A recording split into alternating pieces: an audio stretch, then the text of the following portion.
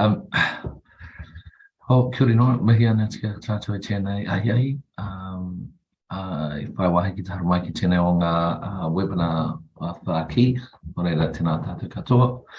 Look, just welcome to everyone. Thanks for taking a bit of time out today to come along and have a listen to this latest of the Whāki webinars.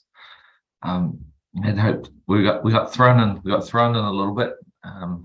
The Whāki webinar series has been sort of a little bit of a mix of, te manararanga wānanga, some sessions that talk about the Tikanga Technology Research Project, which is the one that's supporting them, but then also doing having external talks as well.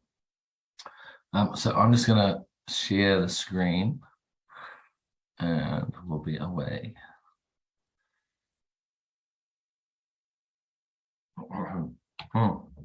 Yes, so as I said, there's the Tikanga Technology webinar series. We've been able to look at different sort of topics over the last year or so, which has been actually really great and very interesting to see the sorts of work that is going on. And so what we're going to talk about today is a component of work that's also been supported through the Tikanga Technology Project. And that has these three different sort of research aims, one which I'm responsible for around Indigenous data and systems. And that's the area we've been looking at some of the issues around data classification and provenance and valuation. So they're all sort of separate pieces, but that does feed into what the focus will be today around the traditional knowledge labels. So there's myself, Maui Hudson, no te whakatoa here, aho, and I'm the director at the Te Kotai Research Institute and also the PI for the Tikanga Technology Project. And then my colleagues, KatieLee and Janette, and I'll just hand over to them to introduce themselves. Katie? Kia ora, ko KatieLee toka ingoa, ko runga whakata toka iwi. I work here at Te Kotai Research Institute, specialising in Māori, Indigenous, intellectual property and data sovereignty. And I do a bit of work with local context as well. So kia ora, great to meet you all and have you here today. Kia ora no tātou, nā mihi atu kia koutou. Ko tā tauira mai tawhiti te waka, ko mihi Māori mō te maunga. Ko kere te awa ko pahawa te marae, ko te whana apanui te iwi, no reira ko Janette Hamilton-Pearce ahau. I'm Janette from Te Whana Apanui with she, they pronouns, with over 21 years background as an academic in information systems for Indigenous communities. So I'm on the homelands of Ngāti Ranginui, Ngāi Te Rangi, Ngāti Pukena, working on the Te Kotai Research Institute as the local context program lead, and specialising really in the Indigenous communities and helping managing their intellectual and cultural property rights and data within information systems through local context and the labels that you're going to be hearing about today. So over 21 years background as an academic and with the University of Waikato recently with Maui and KatieLee and the whole local context team. That range from the US to New Zealand. So kia ora, that's me. I'm back to Maui. Kia ora. Thanks, Janette. Yeah, so let me see if I can get this thing working again. So because it's quite a tight crew in here listening today, feel free to ask questions as we're going through.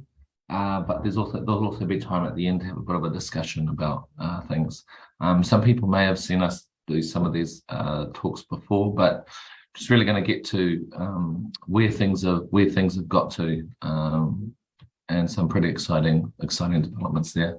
So we've always been framing this sort of work in the context of Indigenous data sovereignty, and really, just how do you enhance Indigenous control of Indigenous data. And that happens across a whole range of levels, but certainly in a sort of a sovereignty space, it's this discussion about rights and interests. And that informs then conversations which you might have in these two, sort of big areas, one around data for governance. So how do you get access to data within systems? And, I think, there's a big question there is how can you find information if you don't know that's there?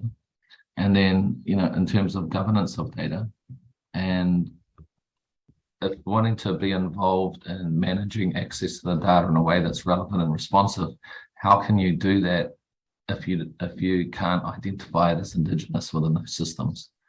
And so there's kind of challenging aspects of giving expression to Indigenous data sovereignty through access and governance, all related in some ways to whether or not you can identify it within systems in the first place.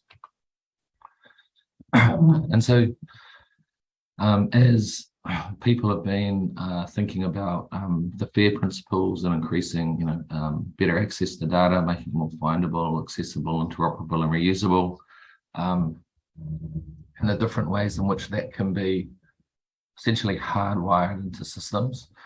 The Indigenous communities we've been thinking about how do we balance that focus on data with the focus on the people and the purpose.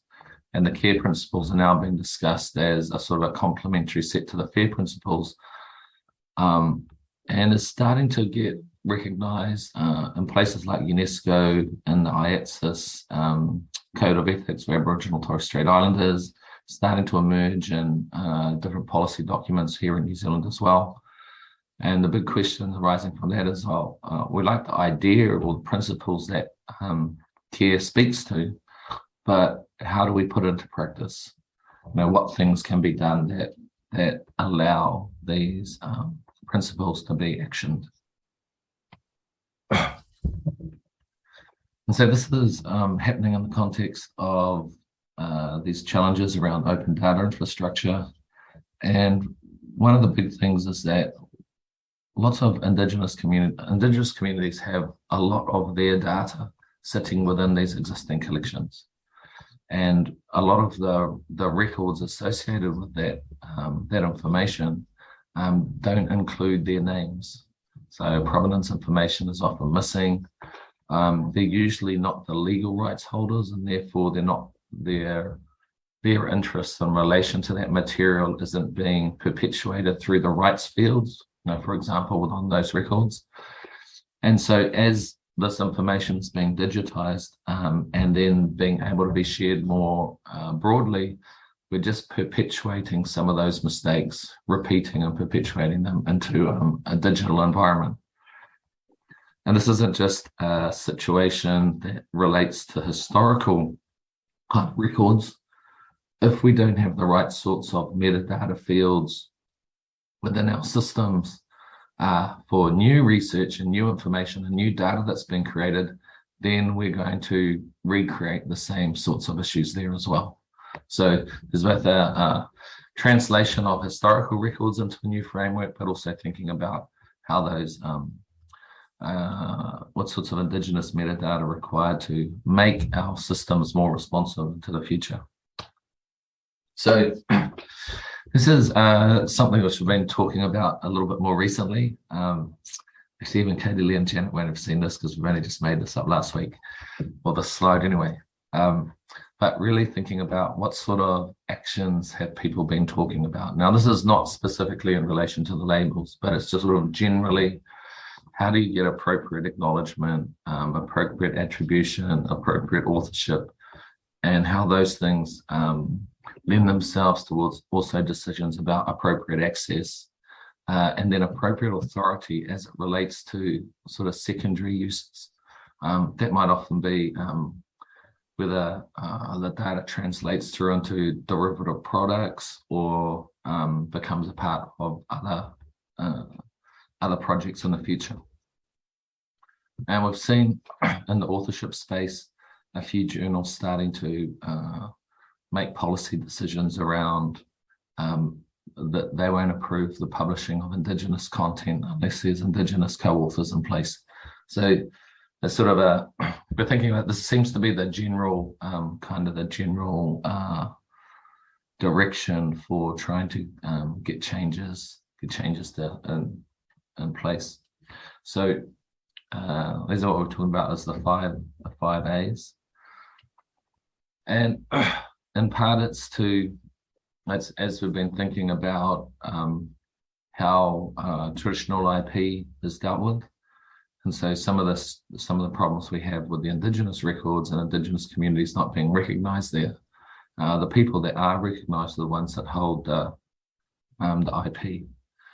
And so the sort of push towards licensing and use of Creative Commons to allow for more open access to data, or open access to the results as well as data, can only come about if you have copyright in the first place. So it's a permissioning or a licensing that arises from having that right. And so if that right sits external to the community, then that process continues to sit external to them as well. And so that's where the labels start to come into play to try and establish or re-establish the Indigenous cultural authority back into the records and spaces. So we've got two ways of doing that. The first one is through the use of notices. And the notices are a tool that's for researchers and institutions so that they can disclose the Indigenous interests that exists around the material. So they might not necessarily know what the nature of that interest is or the sorts of protocols that should be put in place around it. But I think our perspective is that there's this duty for them to do that, to make that disclosure. And we have these few notices here. One is open to collaborate, which is really sort of an indication that the institution is prepared to engage in this sort of work with communities if they're interested in it. And then there's two other notices, the biocultural notice and the traditional knowledge notice, which are more targeted at the type of material that is sitting there. So kind of traditional knowledge material, that traditional knowledge notice will be put in place if it was something that related to biocultural resources, not the traditional knowledge aspect of it, but other data that's generated from their lands and territories, then that biocultural notice can be applied. And we have a few examples here. This is the Open to Collaborate notice being used on the Northwest Coast Image Archive. So this is one of the most searched databases. I think this is at Simon Fraser University. Is that right, Corey? Say yes or give us a thumbs up in Canada.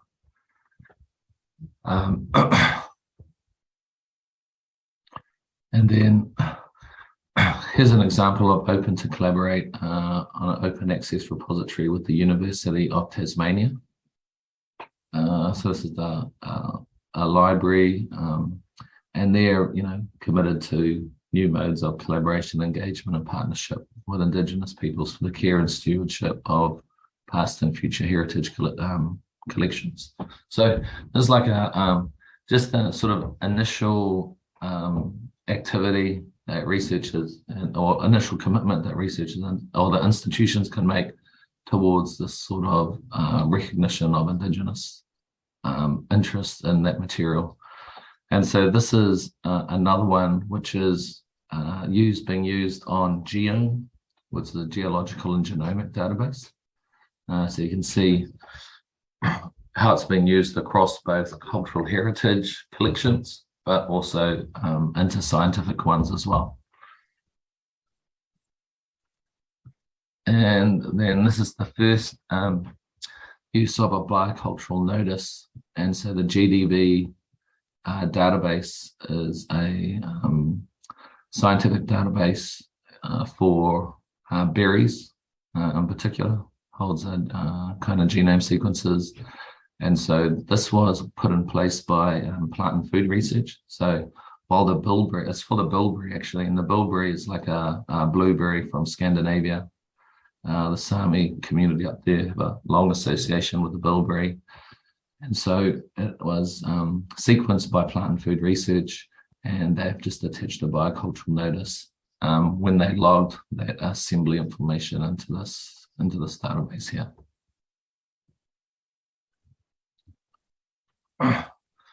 So the notices are something which researchers and institutions can put in place. The intention and essentially how it operates through the hub is that it will allow that notification or that to be notified to community so that they can decide what kinds of labels they want to put in place. So the labels themselves, and the ones you can see here are some of the traditional knowledge labels. They're digital markers, which can reflect the sort of reinsert information into a record as it relates to either provenance and connection to community as a whole, or if the authority sits at subsets of that community with those subsets, whether that's the clan or the family. It reflects traditional protocols associated with the sharing of that information. What can reflect traditional protocols associated with the sharing of that information. And it can also provide some permissions around what sorts of uses the community thinks is okay. And so they're essentially an educational tool. So sitting on top of open data resources, which inform the next users what sorts of things are okay. And so that icons themselves remain stable, and the name of the label, so it can be recognized both across different institutional jurisdictions, but also different community jurisdictions. But each of the communities can customize the text associated with the label. And you can see here an example of some customized text provided for an attribution label for this, which is the Scowlitz people. Now, this is a community in British Columbia in Canada. And sort of in the background, you can see what they've applied it to, which is a website called for Virtual Museums Canada. And so this is all information about their community. They use they've got 4 different labels associated with this material, but this is just showing you the attribution one. So we also have biocultural labels, and that was in the same way as we talked about in terms of the traditional knowledge notice and its relationship to traditional knowledge labels. The biocultural notice has a relationship with the biocultural labels. You wouldn't put sort of protocols that you would apply to traditional knowledge against scientific information. It's specific to that content, and so they sit in that sort of space. The biocultural labels have a similar way of reflecting where the provenance or the cultural authority sits, whether that's with a community or a clan, a hapu, or maybe across multiple communities. There's also elements that relate to whether or not consent had been verified or not verified, which may be the case for some in terms of historic collections. And then a series of labels that really talk to the sorts of relationship they would like to have with that data and the use of data into the future. So they can indicate that research use is fine. They might indicate that they're open to collaboration around that though, and whether or not they're open to commercialization as well. And here's an example of BC label in use. This is on the systematics collections data, which is Landcare Manaki Whenua Landcare Research's new platform. I'll talk a little bit more about this later, but you can see here the labels referenced on the system, and when you click on the label, it shows up the specific customized text that it came from. In this instance, Whakatohia, which just happens to be my community I affiliate with. So I have mentioned this a couple of times, what the labels are trying to do in terms of illustrating these different elements. And so I think it's important to say that, the label in and of itself can't carry all the necessary metadata and all the necessary information. But there's been certain types of information which have essentially been codified into these labels, which can give an indication about where provenance sits, what sorts of protocols may apply, and the kind of general permissions that the community would associate with that material. So just want to talk a little bit about where we've got to with Manaaki Whenua in terms of this project. It's pretty exciting in a lot of respects. We had, because they've got sort of information about where all these samples have been collected from that sit on the records, they were in a position to identify the sorts of samples that have been collected from particular tribal areas. And so this is the tribal area for Whakatohia. This is kind of my community. But to get this in place, they had to do a lot of sort of manual activity and work to both generate the picture and show us where that's sat. But that became a part of the discussion between us and them about what would be useful. Whakatohia themselves had engaged in a project to start customizing the labels, and so that's what you can see there on the left hand side is our screen and the beginning of customizing labels. That was when we just started customizing some of the biocultural labels as well, and we're applying them to sort of a range of different places, including onto different songs in Waiata, and that's what you can see on the right hand side. That's a part of an app we were developing. So we've got a series of working with cultural heritage agencies, thinking about what the application of the labels into that space looks like, and then being able to work with Manaaki Whenua about how it could be applied to samples which they hold. So here's their new system. And this is something which they've put together. This is the map view, which shows those same set of samples that have been collected, but they've been able to put this sort of now into their system itself, and you can kind of search for this. This is the map view. When I move to the next one, this is the list view. This is actually the view if you just get all of the records. And so I just wanted to highlight here a couple of things. One is that there's 667,000 records that they have involved in this collection. All of them now have a biocultural notice on them. So if you go to any of the items listed in here, it will list a biocultural notice. On the left-hand side, in the sort of place where you can do some of the kind of filterings or different facets, they have a link to native lands, and the native lands sort of component is the bit where you can select then the community, and that's where you'd select Whakatohia, and it would give you the sort of the subset of what was available there. So this is the biocultural notice as it sits on the record for any of those 667 which you would pull up, sitting there. And then if we go back into the main part, at the top there is a shortcut to get native lands with the Whakatohia part into it, and then that produced 1,203 records. So all of those records are sitting there on the in the list.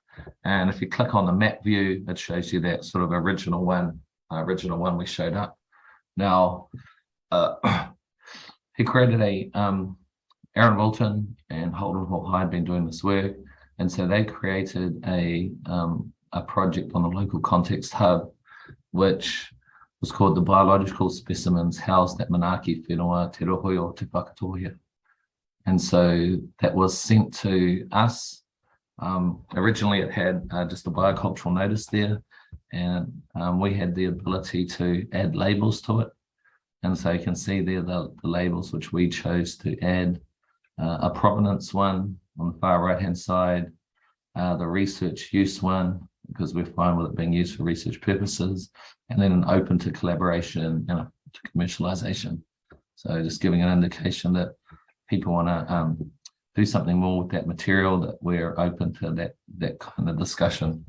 And so once we applied the labels in the hub, it used the API and pulled them through onto the 1,200 records within the systematics collection data set. So go to any of those 1,200 records now, they show this set of labels on it.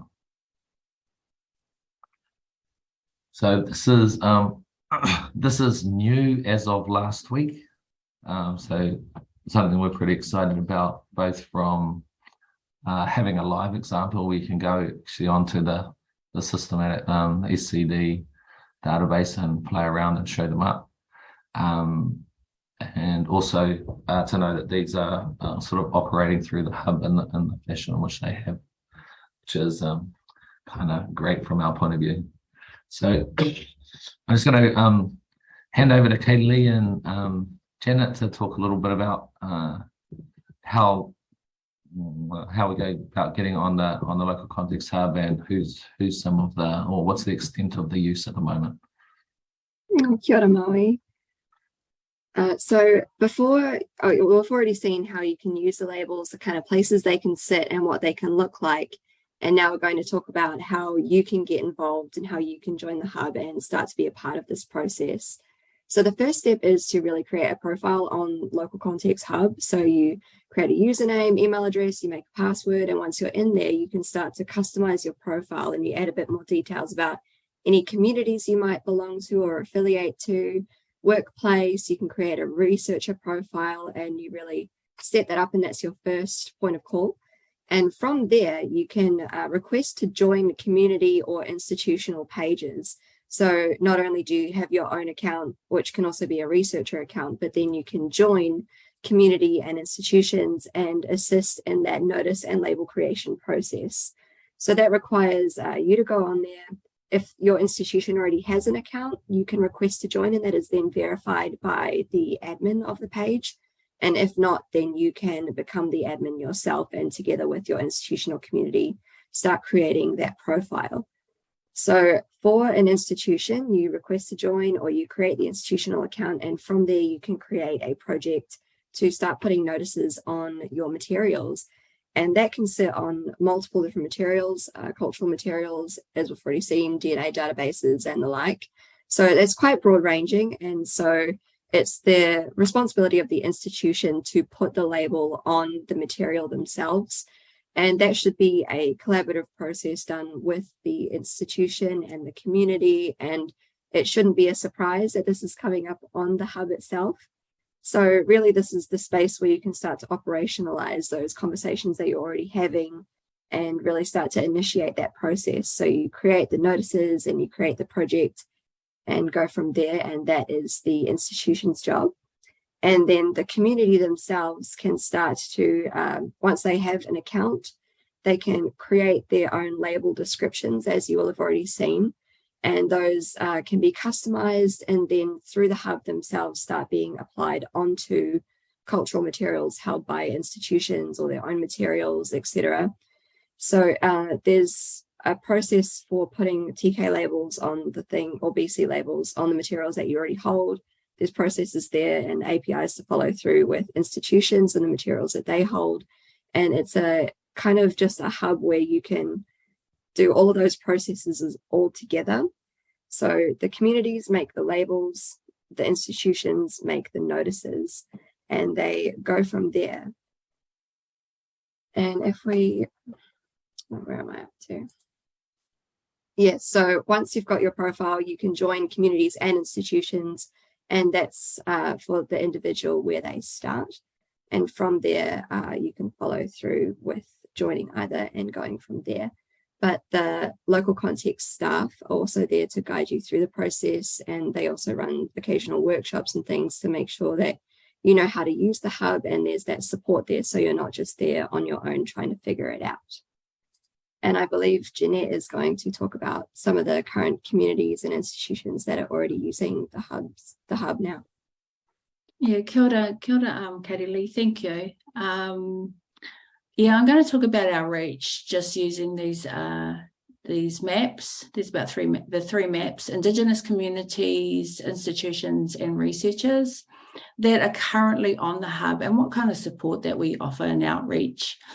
Before I do that though, if you want to ask any questions, because if we're doing questions straight after me, please go ahead and place them in the chat. That would be great. So Indigenous communities, 35 Indigenous communities, they're clustered really around New Zealand, the Pacific, Canada, and the United States. Of those 35, about 16 have customized their labels on the hub, 11 from New Zealand and 5 from the US. 19 are still working through customizing their labels. So what is sort of the customizing of their labels for the Indigenous communities is, what's the title going to be that's next to the icon? The icon stays the same, but what's the title? They'd like to have it in their own language. What does that look like? And then what's the text that goes with the icon? That's what customizing their labels, all 20 of the TK labels and all 10 of the BC labels. What does that look like? So our outreach really is, it really starts from what taonga in the digital environment is really important for them to protect, which institutes have those digital taonga, their samples, their collections or their items. That's what I mean by taonga. And then what are the labels? What do they mean? Like, we've just gone over it, Maui's gone over it, what they communicate, and why is it really important to use the labels? So we also look at the work that has to be done in registering for the hub, going into the hub. You may want to use a test hub to do demonstrations of projects, to go through the whole process. And so in that login, you can get your Indigenous communities to go through the test hub. But the other important one is who's going to help with doing this work, and the communities to help customize their labels, to help use the hub. And what other Indigenous communities? We've showed that there's other Indigenous communities that are using the hub and customizing their labels. What sort of processes did they use? Did they use an advisory board of some kind to help customize those labels? Did they have to talk to their own iwi or hapu or their clan or their tribe or others to find out how to customize their labels? So not everybody used the same process, so they use the same process. For the Indigenous communities, what's the relationships and the projects do they want to have? Like KatieLee says, it shouldn't be a surprise that the Indigenous communities are looking at this project that comes up in the hub. So relationships are really important to work with the institutions and all researcher, such as how Whakatohea worked with Manaaki Whenua. So nothing should be a surprise. For the institutions, 39 institutions clustered around New Zealand, Australia, the Pacific, Europe, Canada, and the US. 2 institutions have the labels, Manaaki Whenua being one of those. 9 have either TK or BC notices attached to them. 4 have engagement, open to collaborate notices, and about 24 have registered for an account and working through their projects to create a notice and to attach their notices to their projects. For the researchers, there are 112 researchers clustered around New Zealand, Australia, Europe, Canada, and the US. No labels yet from researchers, and 3 have created projects but not yet added any notices to those projects yet, and 4 have either done a TK or BC notice. We'll concentrating mainly on the notices, but none have done open to collaborate notices yet, but they're all registered on the hub. So the main support that we do give institution and researchers, which Indigenous communities do your collection samples items serve? Have you had discussion with those communities yet? And if so, what are the main discussions about? And then we look at the policy level, is there room for relationships with Indigenous communities and accepting their labels? What sort of work is done around the policy level? How does the labels, also, how does the hub work? How does the hub work with the notices, but connecting to the projects? Who is mainly doing that work? Who do you think will be doing that work in your institution? The other side of it is the other institutions and researchers. What are they doing to prepare for the notices at the database level, the platform level, the metadata level? And then who'll be working with Maui talked about the local context API, application programming interface, to move the notices from the hub to their platforms. Who's going to be doing that technical work? What is that work? What relationships and projects do you want to have or set up and create with Indigenous communities and in order to work together? So the main support is around relationship building, always coming back to relationship building, and I need to talk about how do you do that? Why are the labels so important in your institution or as a researcher to implement? Capacity building, who's going to do the work? There's a lot of discussions around that. The database implementation and decolonizing systems, really, how do you even start to have that conversation, which usually gets to the fourth one, which is around strategic support on the policy level, funding level, rights advisory, fields to use, which gets into what Maui was talking about in the 5 A's around access, attribution, authority, and making sure that as an institute and a researcher, you'll be able to accept the notices, replace them with the labels, like what Manaaki Whenua had done. So they're the main concepts around our support that we have. We have a wonderful team in America, as well as with Jane Anderson, who is the other co-director. Anyone wants to get a hold of me, here's my details at the support@localcontext.org. You actually don't just get me, you get the whole team when you go to that email address. And what's a really good place to start looking at understanding how this all kind of works is the Cultural Institution Working Group and the Indigenous Communities Working Group. Get a hold of me on the support@localcontext.org if you want to get into both of those working groups. So we're going to go to questions now. Thank you everyone for being here and listening to our presentation. And Elliot has a question. Did you want to talk to your question, Elliot, or would you just like us to just read it out?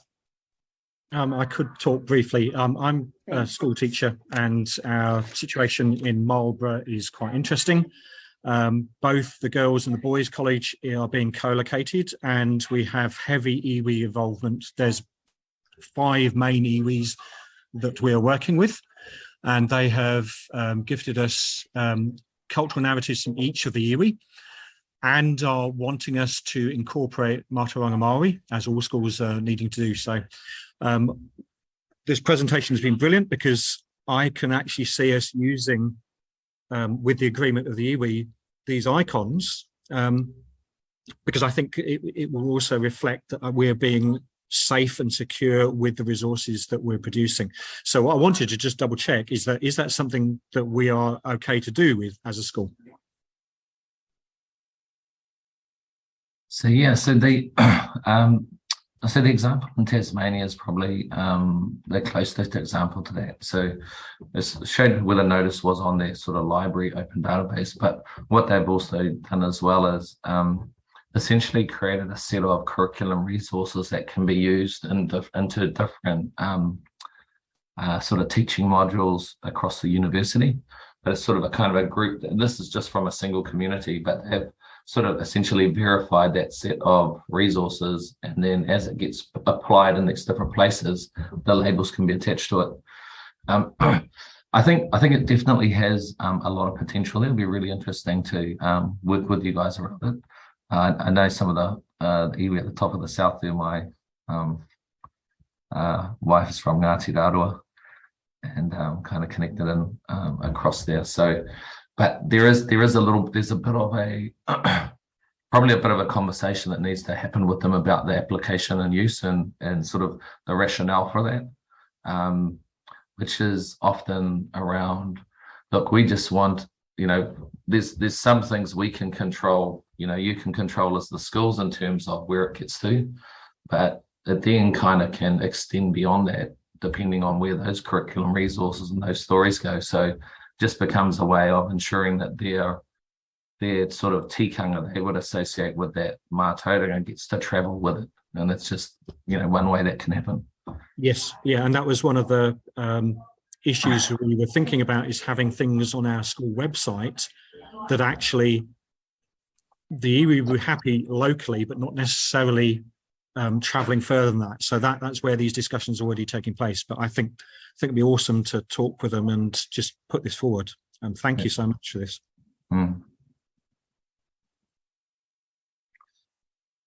Cool. Any other questions?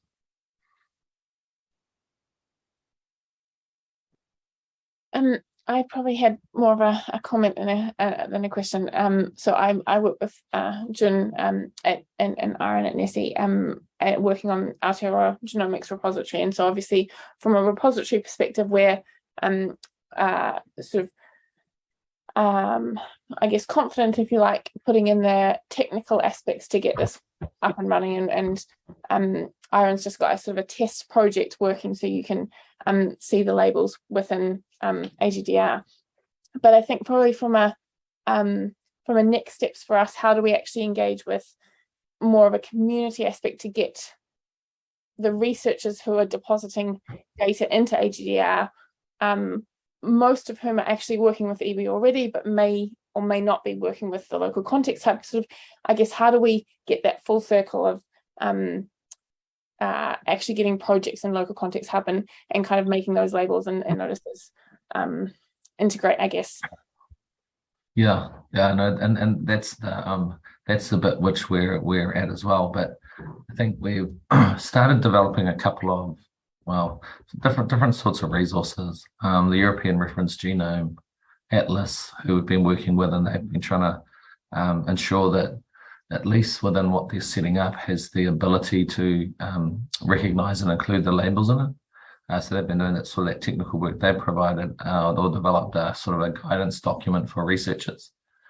So I think there is an element of how do we find the sort of first kind of case study of the researcher working with a group, the community and the researcher both want to apply it, and then try and do the full circle of getting in on the local context hub, but having it kind of loop through into the Aotearoa Genomics data repository as well. I think that when people see those sort of first sets of examples, then we've been making an effort to try and get in touch with the developers to make sure that we can then share some of those kind of process elements, or start collecting some of those process elements, which make it easier for kind of other users to start putting things in place. So I don't think there's a magic bullet, but there is if we can identify, that sort of what would be the full circle, the researcher and the community that want to do some of that work together, will work along with you to help make that happen because of the different supports required in different places. So Corey then do the support for the institutions. I have a conversation with them. Felicia talks to the community about it as well. But then there's also a conversation that needs to take place with, you guys as the third party kind of aggregators, in the same way that Aaron has dealt with things with Manaaki Whenua. Awesome, thanks for that. And yeah, lovely to see the case studies that you showed today, because I think that's that's something really nice that we can point to as well. So that's brilliant. Thank you. Yeah. So if you, I'll try and send you the there's some sort of the instructions around how you can do it. It's really easy. I mean, it's so good now that I can just kind of go onto the website and sort of run it off the website.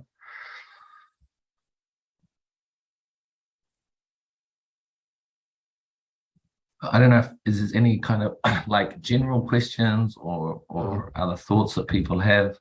One of the things that does pop up is there's sort of conversations about where things sit, where you place things within the databases, what sorts of fields sit in place. I think the example we often use for the Library of Congress, cultural heritage information, the labels of sat within sort of under the rights fields.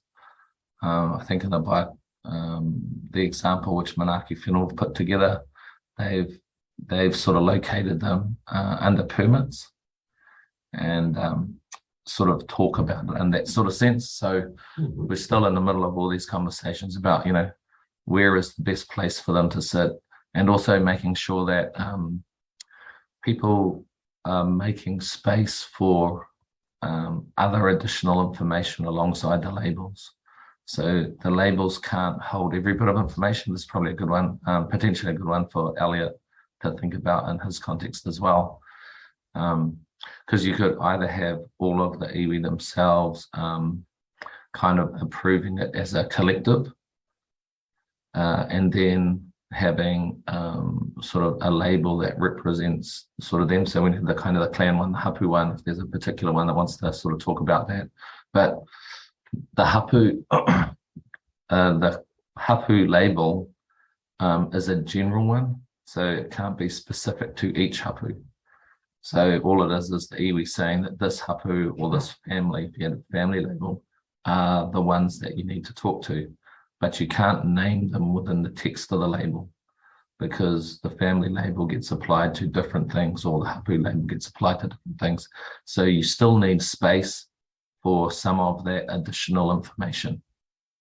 But it is quite good in some ways, Elliot, because as it's going around, if you've got a sort of a family or a hapu label on it, on the material, people know that actually there's someone to talk to, but they don't necessarily know who that is without making contact back with you. And that way it's sort of also another way of sort of maintaining some of that responsibility around those relationships you've got to.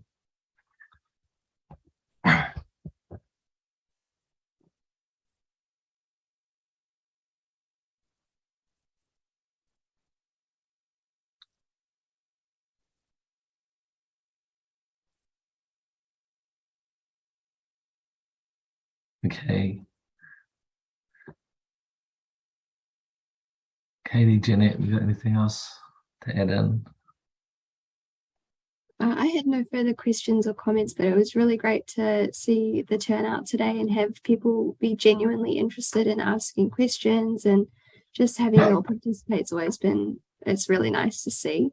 And yeah, I'm excited to see what could come out of this. So thank you for being here. Same, but more so from what Claire was saying, where's a good point to sort of start? From an institution researcher's point of view, if you're wanting to look at the relationships and building the relationships, capability of these for the Indigenous communities, is there funding that can be found? Because we found that was really helpful from our perspective with Manaaki Whenua and the iwi that they were with, that the funding that was used to help with the capability really helped move the projects forward. So finding funding. That's really, thank you. Sorry. Yeah, it's pretty clear that the places where the most movement has happened have been the ones that have had a few more resources than other places to try and kind of kick things along. It's great to be at this stage. It's still very emergent in the sense of we know that there's sort of elements to how we've said the local context hub that still need to be developed, and we're getting feedback from the kind of different groups as they're using them around how that can be improved. both from a community point of view and an institutional point of view. We're sort of committed to making that happen. We also know that there's needing to build and develop resources that can support people, both online resources, but also support personnel stuff to help people kind of work through the processes. But that's, I just say the team are really great. Janette and Corey and Felicia and others that are sort of directly supporting people. So just send an email through to support at local context, and we're happy to help move things along. So on that, kia ora, thanks very much for coming along. Ki ana kia koutou katoa whai wahi tēnei hei ki te whakarongo kia mātou. No reira, tēnā koutou, tēnā tātou katoa.